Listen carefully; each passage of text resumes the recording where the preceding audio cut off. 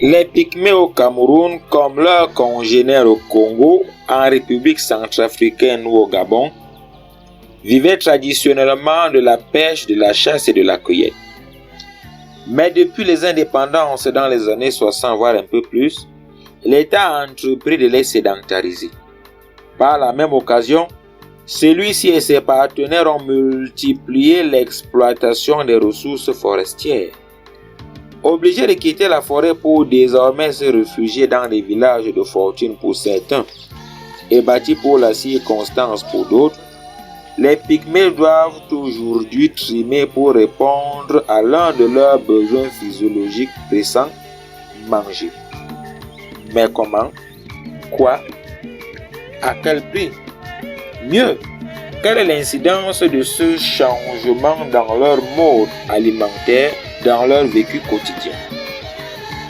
Pour répondre à ces questions, la localité de Lomia a été choisie comme site d'observation dans la région de l'Est. Elle abrite un nombre important de bakas.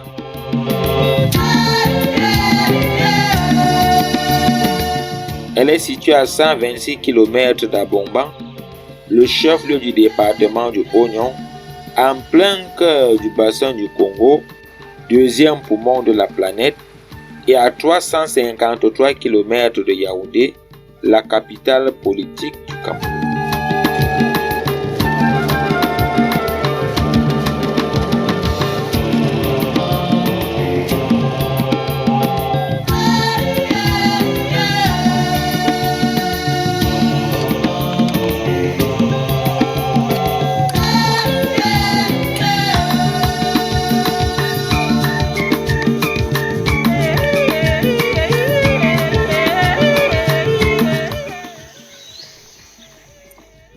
Nous sommes ici au campement Payou, à 25 km du centre-ville de Lomé. Les repas oscillent entre les produits obtenus dans les boutiques du village ou de la ville et le souvenir lointain de la bonne vieille tradition, la chasse, la pêche et la cueillette. Nous sommes déjà en route depuis que nos parents nous ont fait sortir en route là. On fait tout, on travaille les champs pour trouver les vivres. On mange le manioc, on mange le plantain, les macabos, les ignames et tout. Et on fait aussi la chasse. Comme on ne peut pas oublier les choses de la brousse, on fait encore les chasses, on rentre, on amène au village. Ça nous permet aussi de vivre. On mange, on va un peu pour trouver le savon. Parce que lorsque tu pars, au moins c'est fait 2-3 jours en forêt, n'est-ce pas? C'est là où ça change les cléments. Et aussi ça change au moins de quoi manger. Parce que lorsque tu entres en forêt, tu manges. Ce que tu manges là-bas n'est pas comme celui du village, oui. Ce que tu prépares en forêt n'est pas aussi comme les femmes préparent ici au niveau du village.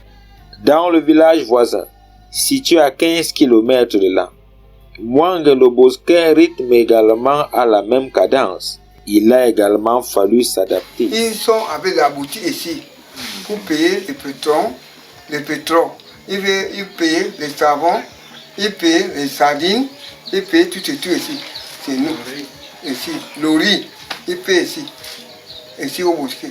Oui, aujourd'hui, le baka se nourrit de tout au village et aussi de ce qui est en forêt.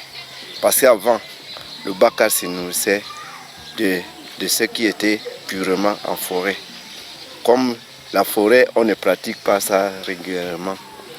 Il y a un changement. Le baka cultive, il fait les champs, il achète aussi la nourriture.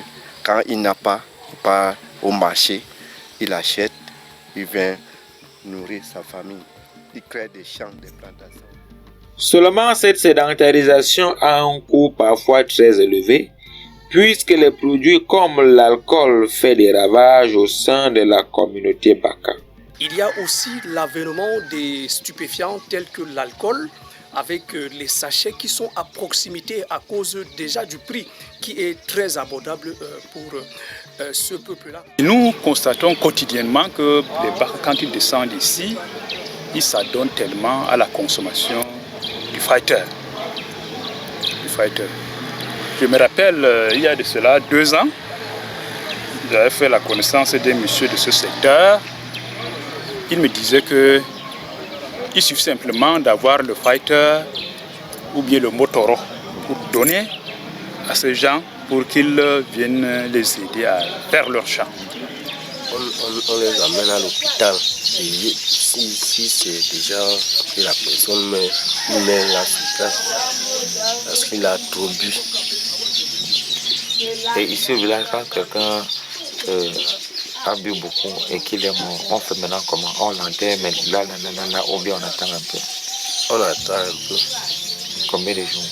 Bon, même pendant une journée comme ça, même toute la nuit, on est là pour voir s'il peut se réanimer. Tu augmentes, n'est-ce pas? Je peux dire ceci. Toi, tu ne vois pas, n'est-ce pas? Mais moi, lorsqu'on est ensemble, on arrive au moins c'est ici, là, dans la maison-ci. On est là, moi, je bois. Mais quand on sort dehors, là, moi, je dis que toi, tu bois. Alors que ce n'est pas alors que ce n'est pas toi qui a bu. Plutôt, c'est moi qui a bu. C'est là où le nom de Baka passe, seulement que oh, les Baka exagèrent, les Baka font ceci, font cela. C'est au moins c'est ça. À ce niveau, nous essayons de sensibiliser puisque nous avons les cas de maladies qui proviennent de l'hôpital liés à l'alcool. Tout moment, nous sommes interpellés. Comme la semaine passée, là, nous avons une dame là qui était frappée. On nous a dit que c'était l'alcool qui était la cause. Nous essayons de les sensibiliser. Nous ne pouvons pas les retenir puisqu'ils ont actuellement leurs propres moyens. Donc c'est une tâche vraiment compliquée pour nous. Bien plus, il faut travailler dur pour avoir de quoi manger. Travailler pour satisfaire ses besoins est une véritable corvée pour les Bakals, qui doivent par ailleurs composer avec des commerçants véreux. Ils n'ont pas assez d'argent pour s'approvisionner des produits qui viennent de la boutique. Ils font assez de petits jobs. Ils travaillent surtout dans les champs des autres. Ils vont le matin, ils reviennent le soir. On peut les payer 500 la journée, 1000 francs la journée. Et parfois même simplement les vivres qu'on leur donne. Et quand ils ramènent ces 500 francs là, c'est la fête. Voilà. Les Bantous qui viennent ici, c'est nous. Je n'ai pas compté, je n'ai pas dit au sous-préfet.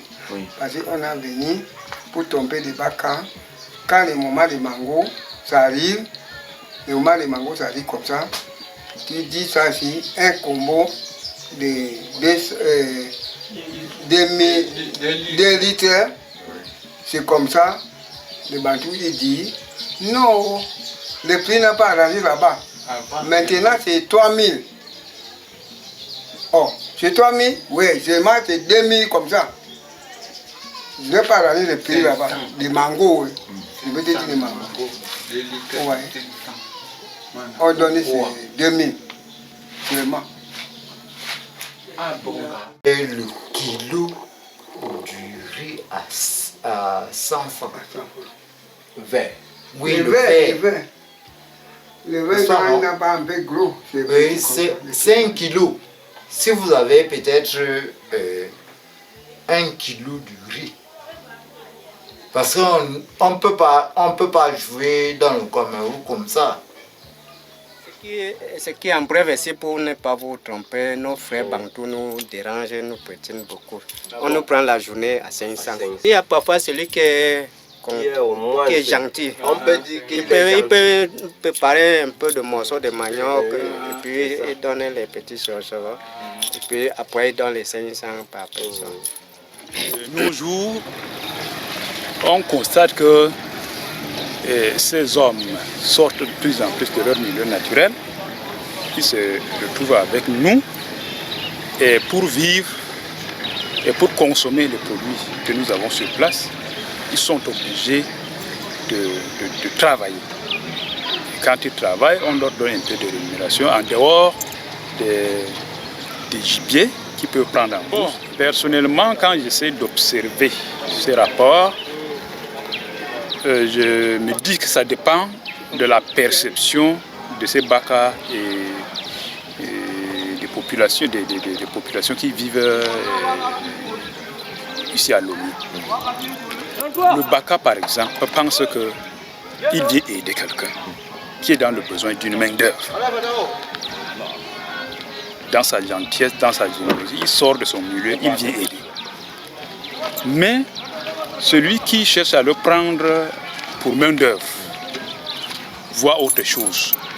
À ce niveau, je me dis que le sentiment qui anime les travailleurs, qui les recrutent, c'est l'exploitation. On les exploite parce que tout le monde sait que le salaire qu'on leur donne, le salaire journalier, tourne autour de 500 francs, et accompagné d'un fighter. Quand quelqu'un passe toute une journée dans votre champ, et que son salaire, ce n'est que 500 francs, ce n'est que pure exploitation.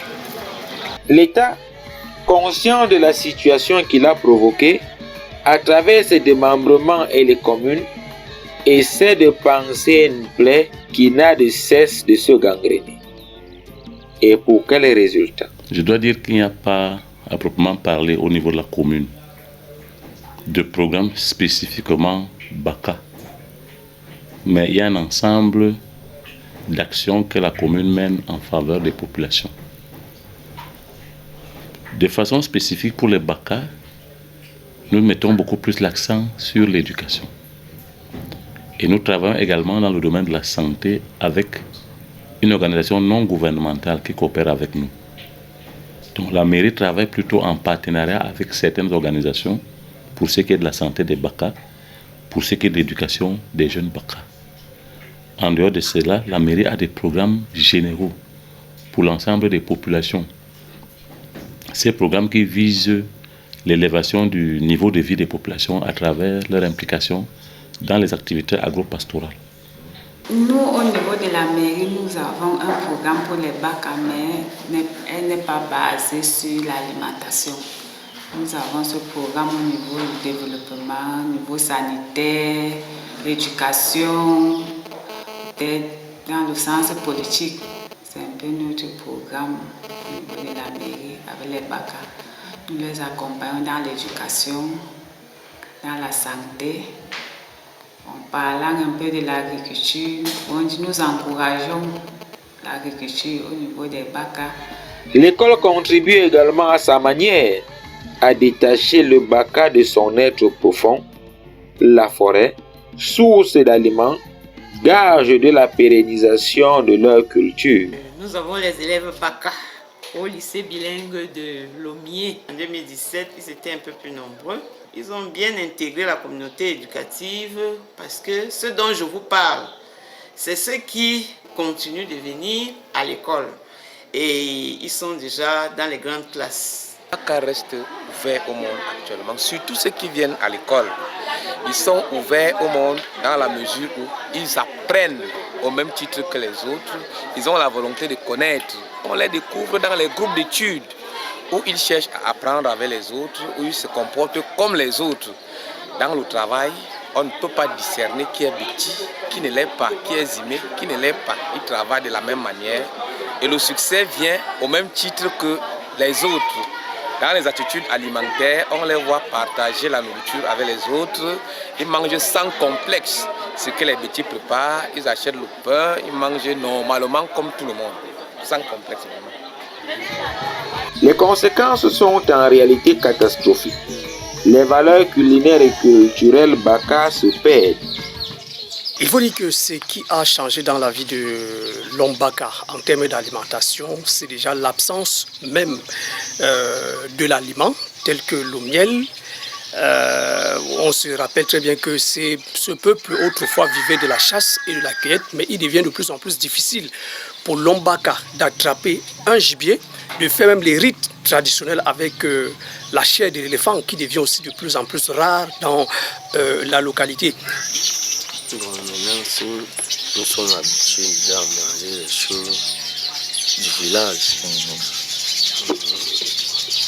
Comme on est vite en forêt, nous ne sommes plus encore habitués avec les choses de la forêt.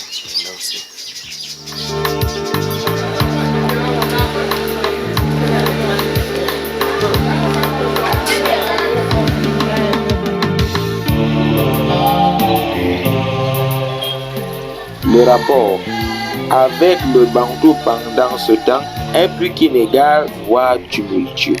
L'homme baka se meurt.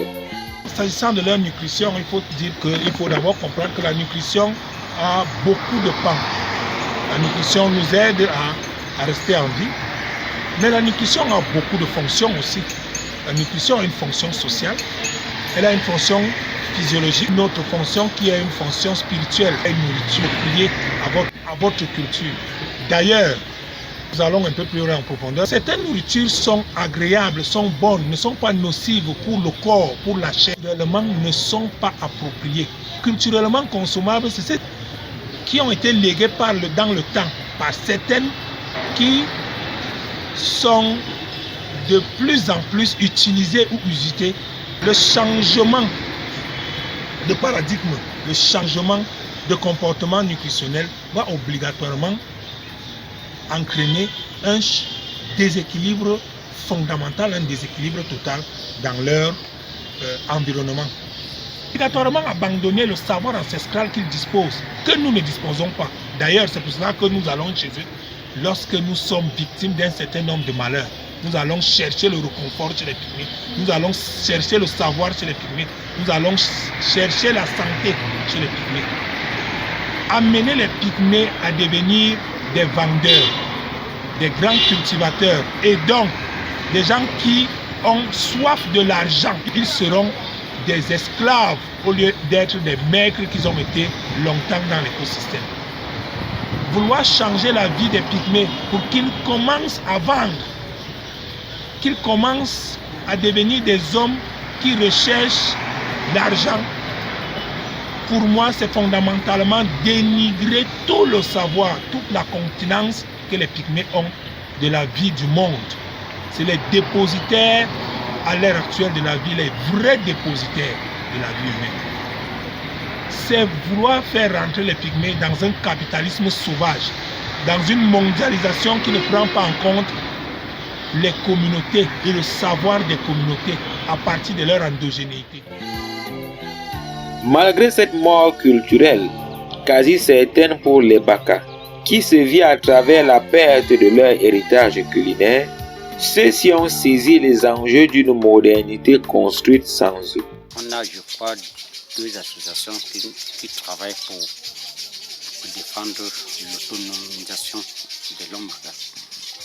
Ce qu'on peut demander à l'État, on peut demander à l'État le matériel agricole, c'est-à-dire par exemple les machettes, les limes, la tronçonneuse. C'est ça qui l'abattage nous dépasse.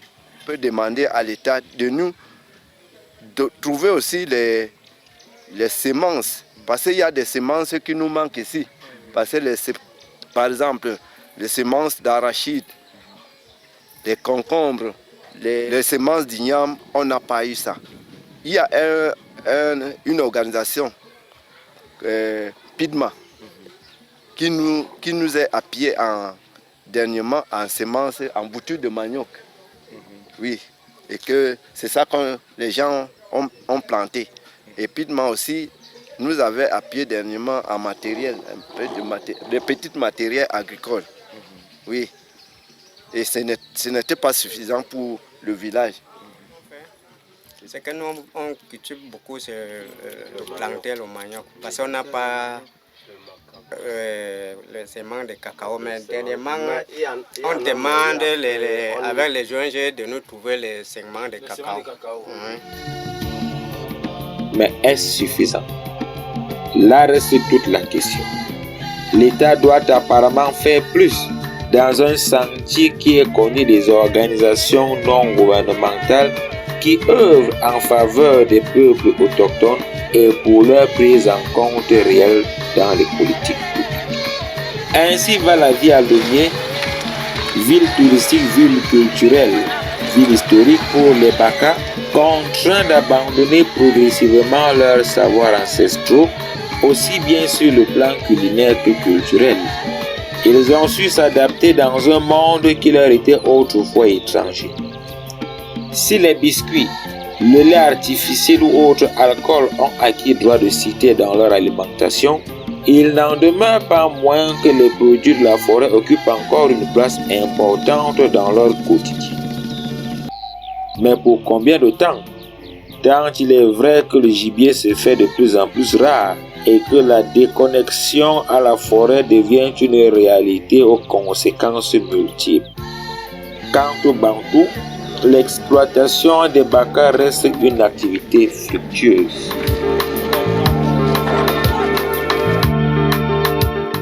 Ainsi s'achève le parcours qui nous a menés à Lomé, qui abrite des baka enclins à des changements du point de vue alimentaire, physiologique et spirituel, voire sociopolitique.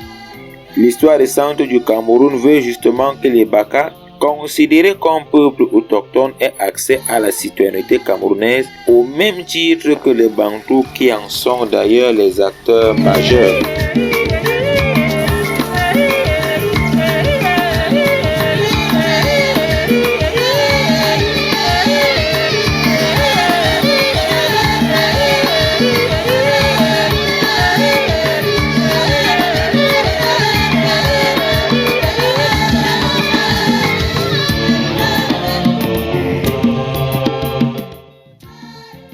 Alimentation Baka pour la vie, pour la mort est une production qui a bénéficié du soutien de Rainforest Journalism en partenariat avec Pulitzer Center. Rainforest Journalism traite avec les journalistes des problématiques environnementales liées aux forêts humides dans le bassin du Congo, en Amazonie et en Asie du Sud-Est.